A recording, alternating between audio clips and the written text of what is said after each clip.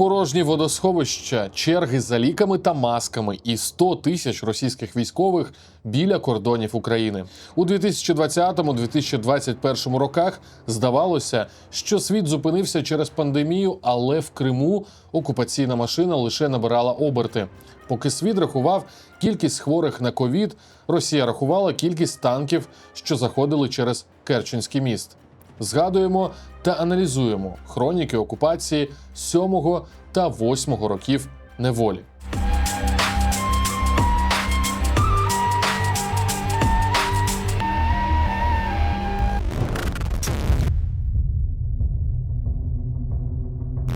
Перший випадок COVID-19 у Криму офіційно підтверджують 21 березня 2020 року.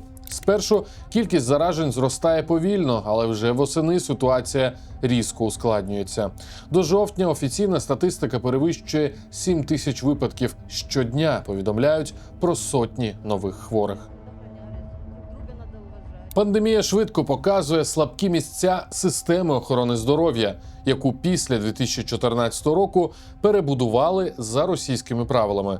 У лікарнях не вистачає медиків, обладнання і місць для пацієнтів. Дефіцит кадрів, про який говорили ще до пандемії, стає критичним, і влада змушена залучати лікарів із регіонів Росії. Частину лікарень терміново переобладнують під ковідні госпіталі. Планові операції відкладають. Правозахисні організації повідомляють, що офіційна статистика щодо кількості заражень не завжди відповідає ситуації в лікарнях, і кількість тяжких випадків може бути більшою, ніж у звітах. Щоб збільшити кількість місць, на півострові відкривають додаткові медичні центри. Один із найбільших госпіталів у Севастополі будують підрозділи Міністерства оборони Росії. До робіт залучають військових інженерів, тих самих, які після окупації зводили нові частини і склади. Вакцинація в Криму починається російським препаратом «Спутник В». На момент початку кампанії вакцина ще не має схвалення Всесвітньої організації охорони здоров'я, але саме її використовують як основну. Згодом з'являються і інші вакцини, але усі вони російські, інших альтернатив немає. Пандемія впливає і на пересування. В'їзд і виїзд з Криму ускладнюється. Поїздки через адміністративну межу різко скорочуються, а карантинні правила стають постійною частиною життя. Півострів живе в умовах обмежених контактів із зовнішнім світом, перевантаженої медицини і повної залежності від рішень, які ухвалюють у Москві. У цей період у Криму продовжується посилення військової присутності. 2020 рік стає початком нового етапу мілітаризації Криму.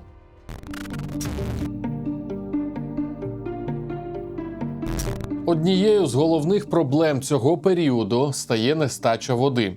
Після перекриття Північно-Кримського каналу у 2014 році Крим використовує воду з водосховищ і підземних джерел. У 2020 році через посуху запаси різко скорочуються. За даними підконтрольної Росії влади, до літа в кримських водосховищах залишалося менш ніж 100 мільйонів кубометрів води. А до окупації півострів використовував понад мільярд кубометрів води на рік, адже лише на потреби населення потрібно близько 150 мільйонів. У серпні 2020 року Сімферополь переходить на подачу води за графіком. Воду спочатку подають кілька разів на день, а з початку вересня лише по кілька годин. Обмеження вводять також у Сімферопольському і Бахчисарайському районах, пізніше у Білогірську та частині південного узбережжя. Вообще без воды. Вот представьте, семья без воды. У дворах встановлюють ємності з водою, а місцева влада регулярно публікує графіки подачі і дані про рівень водосховищ. Окупаційна адміністрація пояснює кризу перекриттям Північно-Кримського каналу і звинувачує Україну у так званій водній блокаді. Водночас, навіть через 6 років після окупації на півострові не створено системи, яка могла б стабільно забезпечувати регіон водою без Дніпровського каналу. У відповідь запускають термінові інфраструктурні проєкти. Бурять нові артезіанські свердловини, прокладають трубопроводи між водосховищами, будують нові водогони.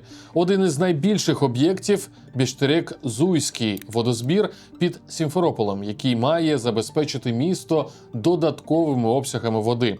А до прокладання труб з Тайганського водосховища до Сімферополя залучили російських солдат. Кількість свердловин на території Криму рахують тисячами. У 2020-му з 7 водозаборів воду качали понад 3200 свердловин. Ситуація залишається складною і в 2021 році. На цей час в Криму вже пересохло понад 10 річок. Обмеження водопостачання діють у містах, а влада продовжує запускати нові водогони і свердловини.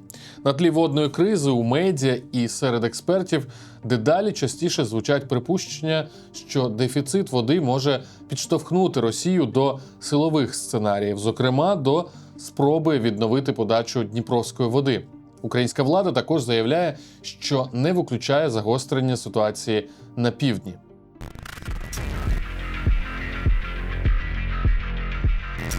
На півострові регулярно проходять великі навчання Чорноморського флоту і підрозділів Південного військового округу. Проводять ракетні стрільби, десантні операції і перевірки боєготовності, для яких перекривають великі райони Чорного моря. Ракета в воздухі! У вересні 2020 року відбуваються стратегічні навчання «Кавказ-2020», одні з найбільших у Росії того року. У них беруть участь близько 80 тисяч військових, а частина маневрів проходить на території окупованого Криму. Під час навчань відпрацьовують морські десанти, перекидання військ і наступальні операції. Навчання проходять, зокрема, на полігоні Упук на сході Криму, одному з найбільших полігонів Чорноморського флоту, де регулярно тренують висадку десанту і оборону узбережжя. Навесні 2021 року Росія починає ще масштабніше стягування військ до кордонів України і в окупований Крим. Підрозділи перекидають із центрального і південного військових округів, а також із десантних дивізій. Смотрите, сколько военной техники в Крыму сегодня. Куда это движется? Колони техніки проходять через Керченський міст, який після відкриття став головною логістичною артерією для перекидання військ на півострів. За оцінками української та західної розвідки, навесні 2021 року біля кордонів України і в Криму зосереджують понад 100 тисяч російських військових. Москва заявляє, що це лише навчання і приводу для занепокоєння немає. Але і після завершення частину техніки не вивозять, а військова інфраструктура продовжує працювати в посиленому режимі. У цей самий період з'являються повідомлення про відновлення старої радянської інфраструктури, пов'язаної з ядерною зброєю. Українські посадовці та міжнародні спостерігачі звертають увагу на роботи на об'єкті Феодосія-13, підземному сховищі, яке в часи СРСР використовували для зберігання ядерних боєприпасів. Офіційних підтверджень розміщення самих зарядів немає, але інфраструктуру об'єкта відновлюють, а територію навколо посилено охороняють.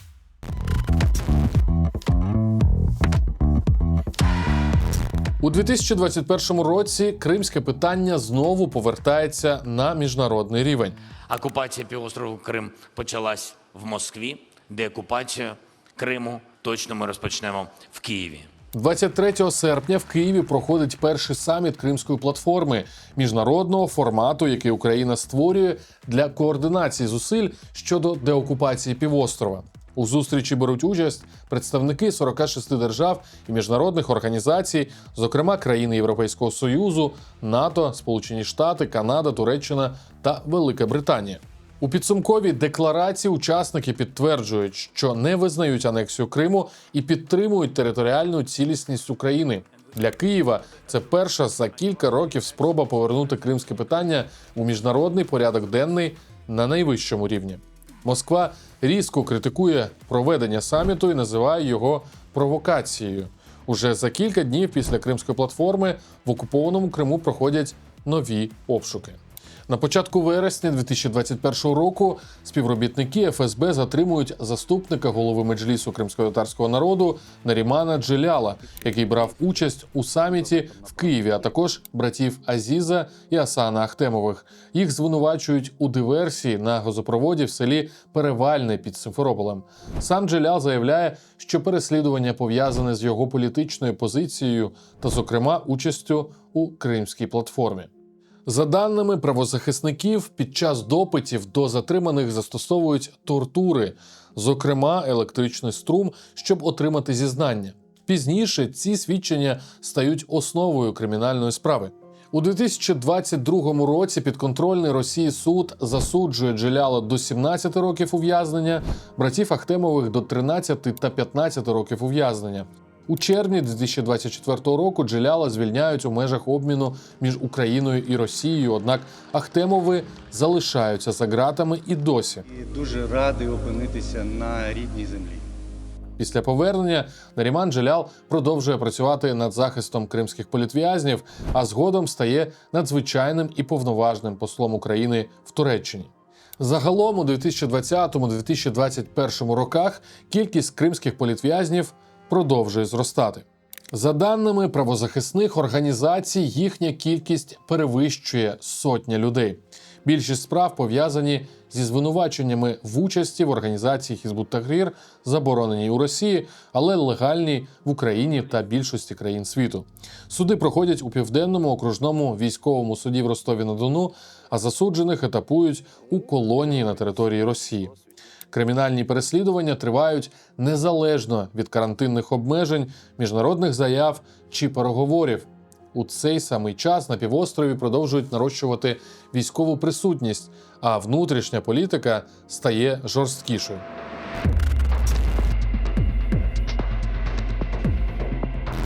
У 2020-2021 роках у Криму продовжуються процеси, які почалися одразу після окупації.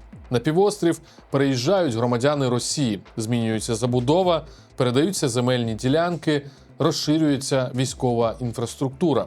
За оцінками українських державних органів і правозахисних організацій, від 2014 року до кінця 2021 до Криму переселилися сотні тисяч громадян Росії.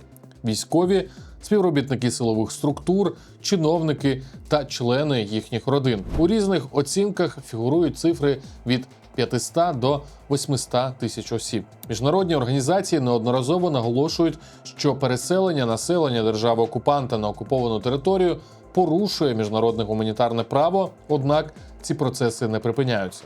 Одночасно частина місцевих жителів залишає півострів. Люди виїжджають після обшуків і допитів через політичний тиск, втрату роботи або небажання жити за російським законодавством.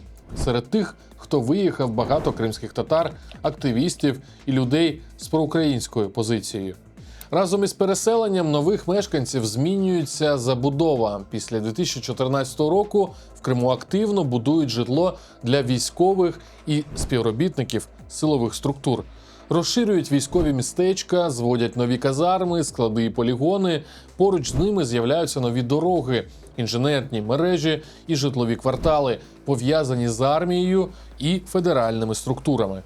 Змінюється і система власності. Державні підприємства, санаторії, земельні ділянки і курортна нерухомість переходять під контроль російських структур.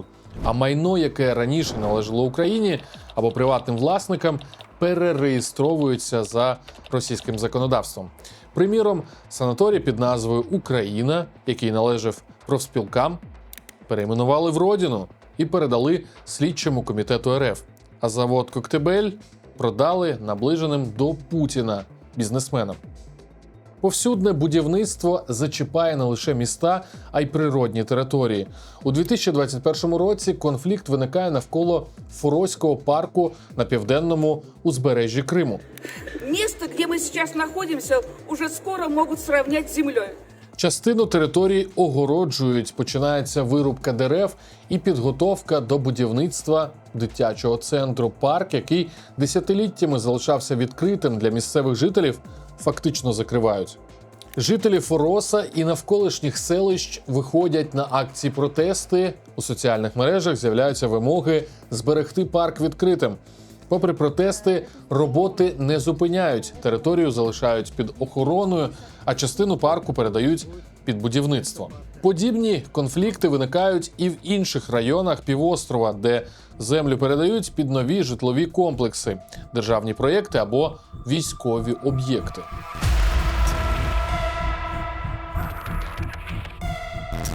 Посилюється контроль над інформаційним простором. Крим стає одним із регіонів, де Росія відпрацьовує механізм контролю над інтернетом і медіа. Українські телеканали і радіостанції зникають з ефіру, доступ до українських новинних сайтів поступово обмежують, а інтернет-провайдери працюють через російську систему фільтрації. Тиск на українських журналістів стрімко посилюється. У 2020 році російська влада забороняє в'їзд до Криму кореспонденту кількох українських медіа Тарасу Ібрагімову, який висвітлював обшуки, суди і переслідування на півострові. Він не має права в'їжджати до Криму та Росії до 2054 року. На той момент Ібрагімов залишається одним із останніх українських журналістів, які регулярно працювали в окупованому Криму. До нього у 2018 році російська влада заборонила в'їзд до Криму журналістці Альоні Савчук, а у 2019 році аналогічну заборону отримує фотожурналістка Аліна Смутко після репортажів із судів і обшуків на півострові. Ще кілька журналістів перестали працювати в Криму через прямі погрози. Паралельно звужується простір для громадських ініціатив і незалежних організацій. Активістів викликають на допити, проти окремих відкривають адміністративні і кримінальні справи.